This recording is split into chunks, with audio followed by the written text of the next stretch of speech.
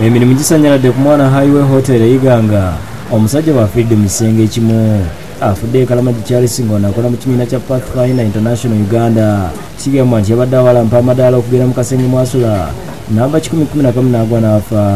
Kino kisombodde abantu okujja okulaba omugenzi ng'abadde balowooza nti abadde aliko omusajja bw'abadde naye. Abakozi mu hoteeri eno bategeeza nti omugenzi aludde nga yeemulugunya ku mbeera y'ebyobulamu embi.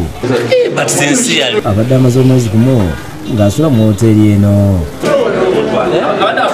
Omu ku babadde Obira Samuel ategeeza nti obufunye amawulire gano n'aleeta ambyulensi y'eddwaliro okumutwala Iganga kyokka nga bafudde dda. Mu bwangumbiro twakola obwetaavu obw'okurescuinga embeera okuboneka nti tutaasa obulamu bwe.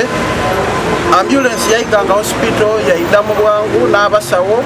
Ekyomukisa omubi abasawo bagiira okwasataininga okubona embeera yalimu oba akaalina obulamu ng'aweiremu. Poliisi ng'ekulembeddwa amakubi g'okunoonyeza poliisi bw'emisango Matthew Otu egenze ku hoteeri kyokka nga tewali kyakuzza olw'okuba omusajja yabadde afudde. Abadde bategeeza nti omugenzi abadde yadduka ku mwalo ogw'Ebwonda landing site e Mayuge. Banne gye babadde mu kumanyisa abavubi ku ngeri y'okuteekerateekeramu amaka.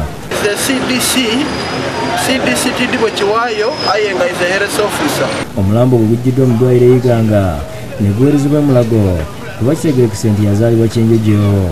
Soma Frederick yakusakidde gwe ku Bukedde TV.